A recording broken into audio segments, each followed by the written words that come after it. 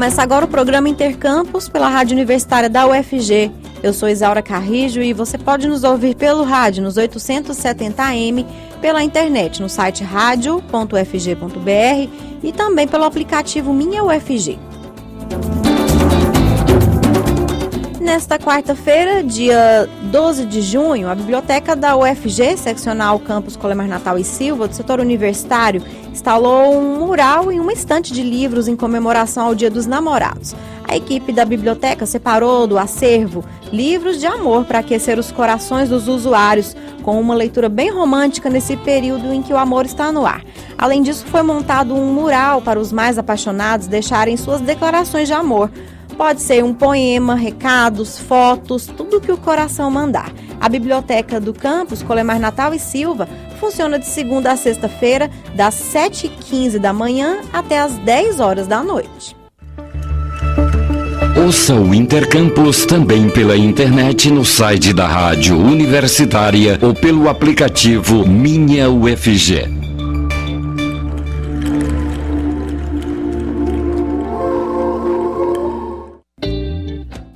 E hoje é dia da nossa parceria com o IF Goiano. A instituição realiza no mês de julho uma atividade que leva estudantes para dentro do IF Goiano durante as férias. O jornalista Gustavo Martins já está com a gente por telefone para explicar melhor como funciona esse projeto. Bom dia, Gustavo. Bom dia, Isaura. Bom dia para os ouvintes aí do Intercampus. É um prazer estar com vocês aqui mais uma semana.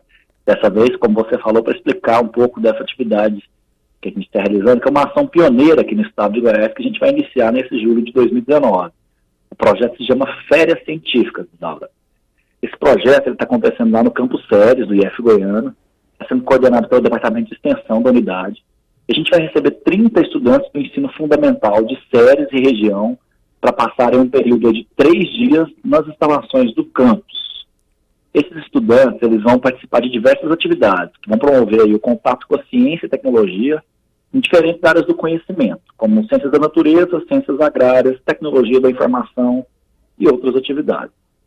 Esse projeto aí, o Férias Científicas, tem o objetivo de proporcionar a esses alunos de escolas públicas de Séries e da região do Vale do São Patrício uma experiência com os 3 pilares que o IF Goiano tem, que é pesquisa, ensino e extensão. E com as ciências aí em suas diversas faces. A programação das férias científicas vai fazer uso de diversos departamentos, laboratórios que o Campus Séries oferta aí para a comunidade. No primeiro dia que eles chegarem lá, esses alunos vão conhecer as unidades de ensino e administrativas e o projeto de ecoterapia, que a gente desenvolve e que atende pessoas com necessidades especiais da região. Durante o período da tarde, eles vão participar de diversas atividades, como identificação de micro-organismos, observações em microscópios, experimentos químicos e físicos, práticas esportivas, cultivo de plantas, oficina sobre fauna e flora do cerrado, enfim, várias coisas. No segundo dia, eles vão passar pelas instalações de energia solar da unidade, para aprender um pouco sobre como funciona a energia solar, como que a unidade trabalha essa questão, e vão poder conhecer as diferenças entre solos e executar técnicas de cultivos de amostras de vegetais. Além disso, também eles vão executar alguns experimentos químicos e físicos nos laboratórios de Química e Física da unidade e, por fim, vão ter atividades de iniciação à programação com o pessoal da informática, das tecnologias da informação, enfim, com os cursos da área de informática da unidade. No último dia de vivência deles dentro da unidade, eles vão fazer uma trilha, na trilha ecológica que existe lá dentro da unidade, onde eles vão conhecer um pouquinho sobre a fauna e flora do cerrado, sobre questões de preservação, enfim. Tudo isso ligado a essa parte ecológica. Em seguida, eles vão aprender a preparar um composto orgânico, a fazer muda, e também saber um pouquinho sobre biodigestor, enfim, como funciona essa questão toda. E a visita aí vai ser encerrada nesse terceiro dia, com um bate-papo na unidade, para eles relatarem um pouco das experiências que eles viveram, tirarem algumas dúvidas, enfim, fazer um pouco esse bate-papo. A seleção desses estudantes que vai participar do projeto Férias Científicas, ela vai ficar a cargo das 15 escolas convidadas para o projeto, que são nos municípios de Séries, Carmo do Rio Verde, Rialma, Rianápolis e Uruana. Esses participantes que forem selecionados pelas escolas, eles vão ter hospedagem nas residências estudantis do IF Goiano, que o IF Goiano, o Campus Séries, tem uma residência estudantil completa para receber os alunos, além de alimentação também completa, com café da manhã, almoço, lanche e jantar, que vão ser fornecidas aos alunos lá no restaurante estudantil da unidade. Ou seja, um projeto de imersão completa em que eles vão ficar 3 dias ininterruptamente dentro da unidade, aprendendo um pouco sobre ciência, ensino, pesquisa, extensão, sobre o UF Goiânia e sobre os cursos que a gente oferece também. Essa é uma iniciativa, como eu falei, pioneira do estado de Goiás, que o Campus Sede está iniciando nesse ano de 2019, Isaura, com parceria com as escolas da região. Por enquanto, é isso que a gente tem para informar para vocês hoje. Aqui no Intercampus, a gente agradece o espaço, mais uma vez, cedido pela Rádio Universitária, agradece a atenção dos ouvintes e esperamos voltar na semana que vem com mais informações sobre o UF Goiânia. Isaura. Tá certo, Gustavo. Muito interessante essa iniciativa. Depois você conta pra gente que efeitos aí, que resultados, né, que surgiram depois dessa experiência dessas crianças, que eu fiquei bem interessada, viu? Claro, Isaura, a gente vai esperar aí acontecer essa primeira edição em julho e a gente volta com como os estudantes se comportaram aí com esse primeiro contato com a ciência, digamos assim. Muito legal, Gustavo. Obrigada pela sua participação novamente aqui no Intercampus e até semana que vem. Obrigado, Isaura. Até semana que vem. Nós vamos fazer um intervalo e voltamos já. O Instituto de Ciências.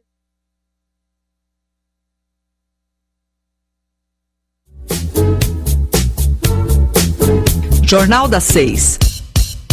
Independência e credibilidade desde 1980, de segunda a sexta, a partir das 6 horas da noite. Não perca!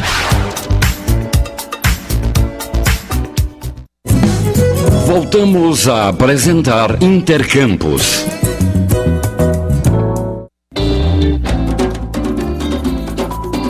A Faculdade de Direito da UFG realiza o 28º Encontro Nacional do CONPED Goiânia, com o tema Constitucionalismo Crítico, Políticas Públicas e Desenvolvimento Inclusivo. O encontro acontece entre os dias 19 e 21 de junho no Centro de Aulas D da UFG, que fica no setor universitário. E é uma promoção do Programa de Pós-Graduação em Direito e Políticas Públicas da Faculdade de Direito da UFG.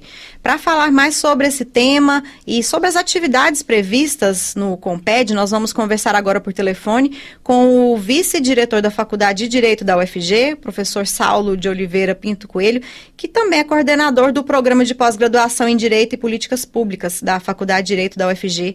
Bom dia, professor. Obrigada por falar com a rádio da UFG. Bom dia, obrigado pela oportunidade.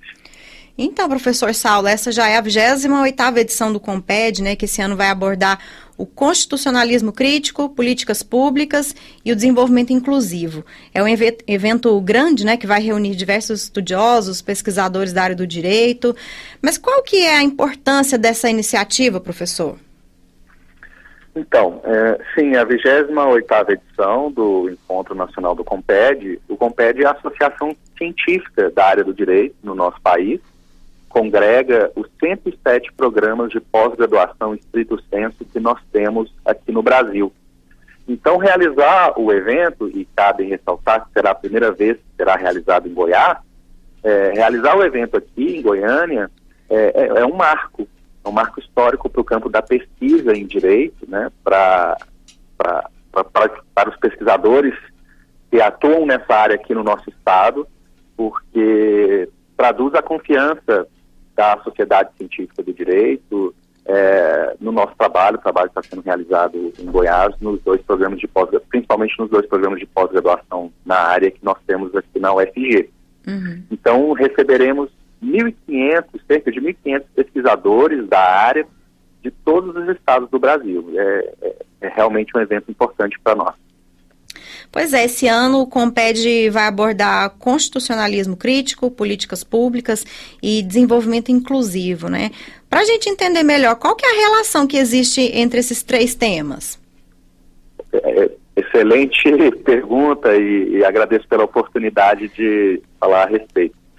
Quando mencionamos a expressão constitucionalismo crítico, nós queremos, com isso, traduzir a preocupação dos pesquisadores da área em que o discurso constitucional, né, e os discursos legais em geral, eles não fiquem só no papel. Uhum. Que se façam pesquisas voltadas para pensar os problemas relativos à real efetividade dos direitos proclamados no nosso modelo constitucional, que é elogiado no mundo inteiro, só que nem sempre se traduz em bons resultados do ponto de vista de justiça social. Uhum. E E aí, para que a gente possa efetivar direitos de uma forma um pouco mais eficiente no nosso país, nós precisamos de políticas públicas avaliadas com maior qualidade.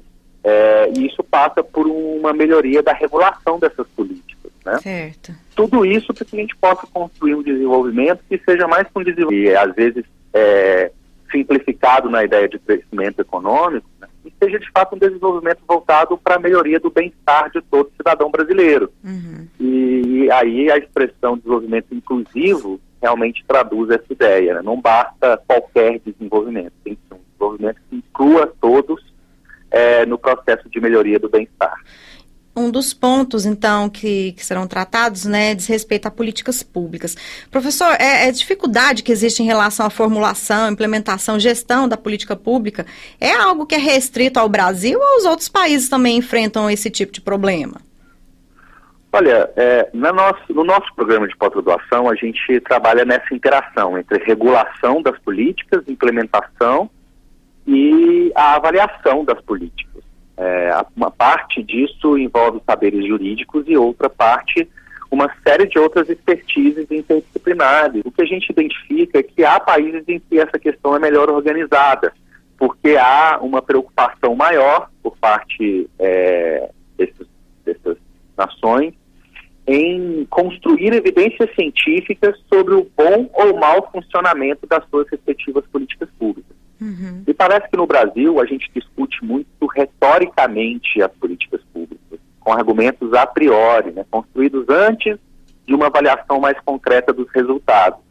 E a nossa preocupação é aumentar o volume de conhecimento científico produzido sobre essas políticas, para que esse conhecimento possa orientar um debate público mais eficiente, mais organizado e mais esclarecido acerca das melhores decisões a se tomar sobre como efetivar cada uma delas. Certo. Então, há países como Chile, Inglaterra, Estados Unidos, Alemanha, em que o know-how na avaliação científica das políticas e a prática de absorver essas evidências científicas na tomada de decisão por parte dos governos funciona melhor, realmente. E a gente precisa aprender um pouco com essas nações em alguns aspectos. Lembrando, né, que aprender com essas nações não significa reproduzir acriticamente modelos construídos em outros países aqui na nossa realidade, porque cada país tem sua cultura, seu contexto social, seu contexto econômico, seus desafios, né? Claro. Isso também está no nosso radar, com certeza. Uhum. Você falou na questão do debate, né? E como é que fica, professor, a questão da participação do cidadão na formulação, no acompanhamento das políticas públicas? Então, nós também estamos pesquisando muito recentemente na área do direito e sobretudo na área do direito público, a questão da participação social na regulação, na formulação e no controle das políticas públicas. Temos algumas pesquisas no nosso programa a respeito do tema, por exemplo, pesquisas que estudam a efetiva participação social nos conselhos municipais, na formulação das políticas locais, né?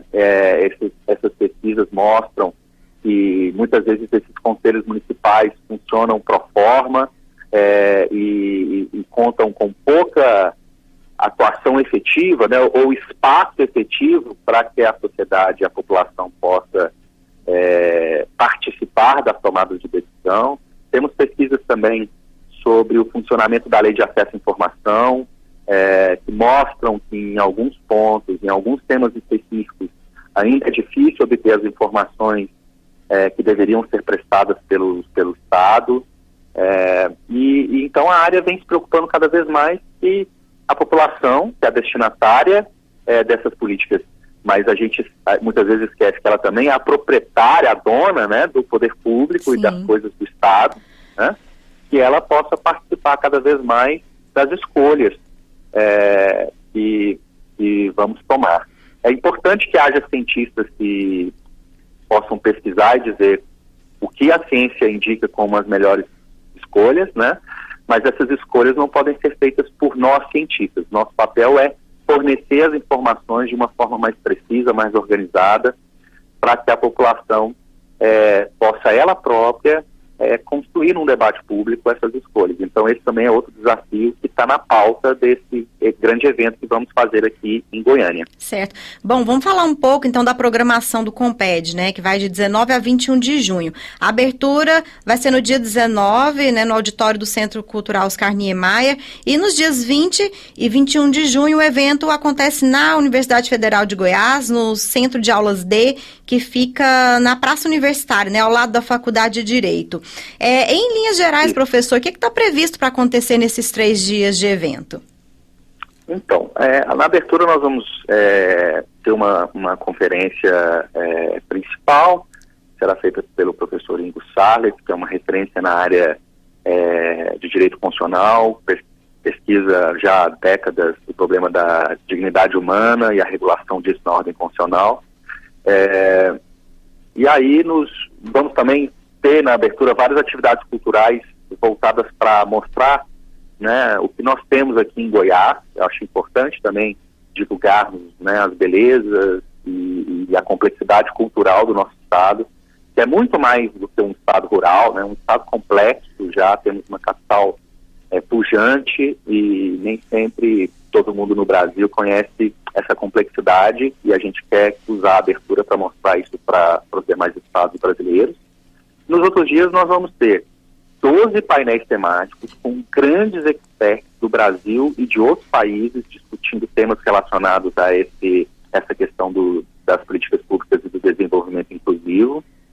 E mais de 50 grupos temáticos, grupos de trabalho, né, discutindo em áreas específicas as pesquisas jurídicas mais recentes, né, os resultados mais recentes das pesquisas jurídicas feitas no nosso país. Uhum. Nesses mais de 50 grupos temáticos serão apresentados cerca de 1.100 trabalhos científicos que foram previamente avaliados e aprovados pelo Conselho Nacional de Pesquisa e Pós-Graduação em Direito, o CONPED, para serem devidamente apresentados aqui no nosso evento em Goiânia. Certo.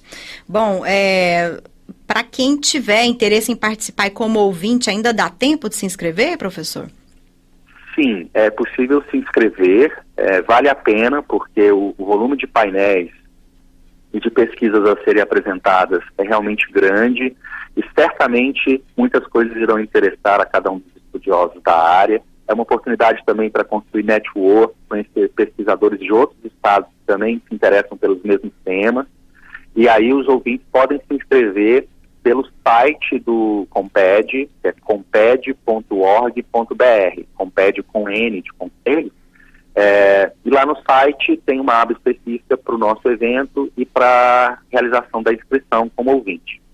Perfeito. Nós conversamos com o vice-diretor, né, da Faculdade de Direito da UFG, professor Saulo de Oliveira Pinto Coelho, sobre o Comped, esse evento que acontece de 19 a 21 de junho no Centro de Aulas D, setor universitário. Professor, muito obrigada pela sua entrevista aqui para a Rádio Universitária. Eu que agradeço. Tenha um bom dia. Obrigada. Bom dia, professor. Estamos apresentando Intercampus. Começaram ontem as inscrições do programa Universidade para Todos, o ProUni. São ofertadas para o segundo semestre desse ano em torno de 170 mil bolsas de estudo em todo o país. O prazo para inscrições vai até o dia 14 de junho. Os estudantes que estão concorrendo a vagas em instituições públicas de ensino superior podem consultar o resultado do Sistema de Seleção Unificado, SISU, na página do programa. A lista dos selecionados na chamada única foi divulgada no início dessa semana. As matrículas podem ser realizadas de hoje até o dia 17 de junho. Ao todo, nesta edição, são ofertadas 59.028 vagas em 76 instituições públicas de ensino de todo o país. Vale lembrar que a UFG não participa desse SISU de meio de ano.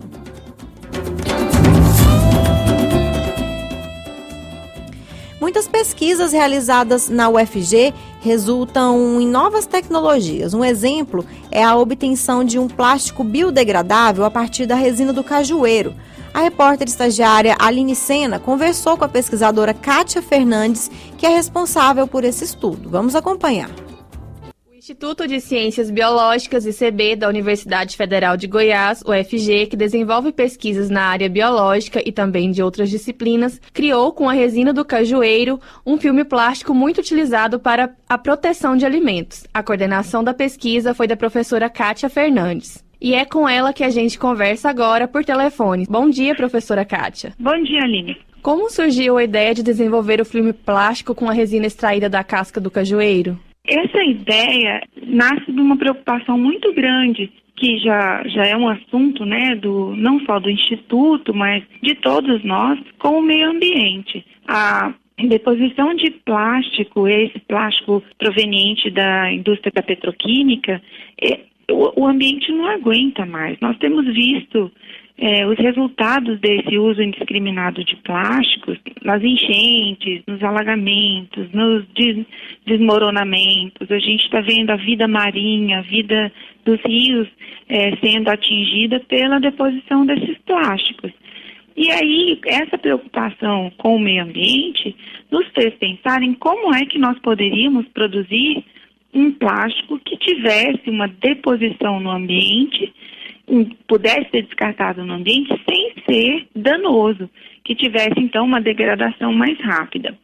Havia já alguns trabalhos publicados no mundo, né, internacionalmente, que usavam amido. Amido é a maisena, né? O amido é um açúcar que a gente usa na alimentação. E eles usavam esse amido para poder incorporar no plástico e diminuir o tempo de vida desses plásticos no ambiente. Só que aí, aqui, também nós temos uma preocupação muito grande com a ameaça que nós temos a longo prazo de ter fome no planeta, porque não vai ter terra suficiente para plantar a quantidade de alimento que a população vai necessitar.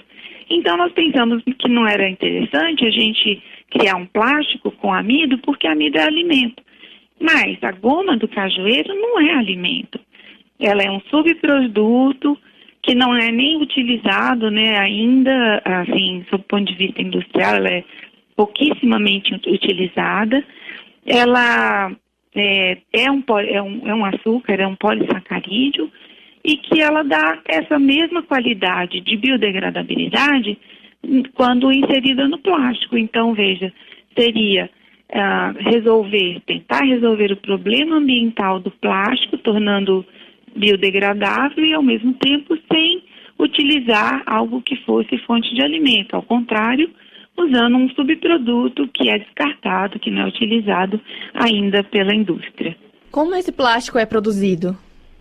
Ele é uma produção muito simples.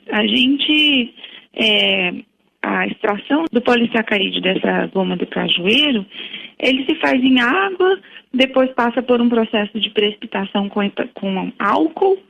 Esse resíduo final, ele pode ser reaproveitado e a gente fica com o polissacarídeo purificado.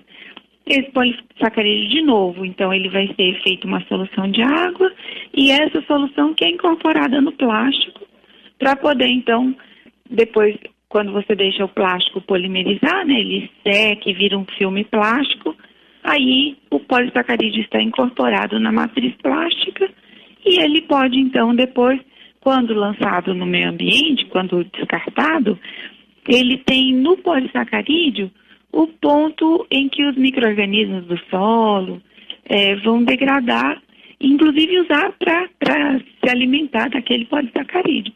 E aí degrada. No prazo de 30 dias você tem 90% de degradação. Quais são as propriedades da resina do cajueiro? A resina do cajueiro, ela é objeto de estudo aqui do nosso grupo já há alguns anos. E em um projeto financiado pelo Ministério da Ciência e Tecnologia, nós já verificamos que nessa resina, além do polissacarídeo, que pode ser utilizado para o plástico e pode ter outras utilizações que nós ainda estamos explorando, esse resíduo que eu disse que é aproveitado da precipitação do polissacarídeo, ele contém ácido anacardínico.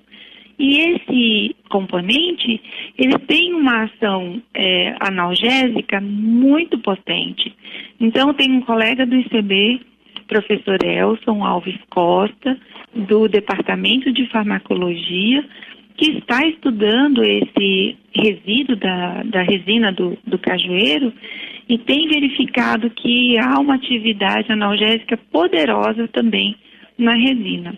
A própria resina, sem nenhuma purificação, ela afasta insetos, ela tem componentes fenólicos que o agricultor usa essas resinas para colocar na lata, coloca o feijão, tampa a lata e ali não nasce o inseto, aquele caruncho, né, que perfura o feijão. Então ela tem diversas propriedades que precisam ser exploradas. Nós estamos só começando a explorar a resina do cajueiro. O plástico ele pode ser também usado como curativo. Por quê? O que nós testamos com relação ao curativo foi que, como o plástico ele fica muito transparente e quando ele é umidificado, ele mantém a umidade por longos períodos de tempo. Então, e como já existe no mercado algumas membranas usadas como curativo, só que com componentes de origem animal, nós então pensamos na possibilidade de usar esse filme umidificado para cobertura de feridas, porque deixa você ver ou acompanhar visualmente a ferida ao longo do tempo. E aí, bem, se a gente quer fazer um curativo, por que não fazer um curativo que também tenha uma atividade farmacológica adicional? E aí, nesse bioplástico, como curativo, nós conseguimos colocar 2 componentes. Um é um componente que desmancha aquelas feridas purulentas, quando a pessoa leva algum tempo para ser atendida e a ferida já tem aquela crosta, né, inflamatória, então nós conseguimos fazer um plástico bioativado com papaína que degrada aquela casca inflamatória sem precisar fazer raspagem. E a outra é que existem pessoas que têm uma certa condição física que predispõe à formação do que a gente chama de queloide. Então, para esse tipo de sujeito, quando você trata a ferida com a tripsina, a cicatrização ela cria menos cicatriz. Então, evita ou minimiza a formação do queloide. Então, nós fizemos esses 2 testes e realmente tivemos sucesso nas 2 formulações. Por isso que ele que pode ser eventualmente utilizado como um curativo. Qual a viabilidade de ter esse produto no mercado? Depende de um empresário nos procurar com a disposição de fazer. Nós sempre dissemos que, primeiro, esse é um produto da UFG. Eu sou professora na UFG, pesquisadora há 25 anos e tudo que eu produzo na UFG. Portanto, esse é um produto da UFG. Caso alguma empresa queira produzir, o conhecimento está à disposição. Nós também estamos à disposição para dar qualquer tipo de esclarecimento para que a formulação chegue ao mercado. Porque, veja, como eu lhe disse no início, esse projeto é um projeto que foi financiado pelo Ministério da Ciência e Tecnologia. Foi desenvolvido por um funcionário público, professor pesquisador da UFG, dentro de uma instituição pública de ensino e pesquisa, que é a UFG. Portanto, esse é um produto que tem que chegar ao financiador do projeto, que é a população brasileira. Precisa apenas que uma pessoa, um empreendedor, queira produzir. Conversamos então com a professora Kátia Fernandes, do Instituto de Ciências Biológicas da UFG, que coordenou o projeto de criação de um filme plástico a partir da resina de cajueiro. Aline Sena, para a Rádio Universitária. E com essa entrevista a gente encerra o Intercampo de hoje. Os trabalhos técnicos foram de Thiago Damaso. Obrigada pela sua audiência e até amanhã.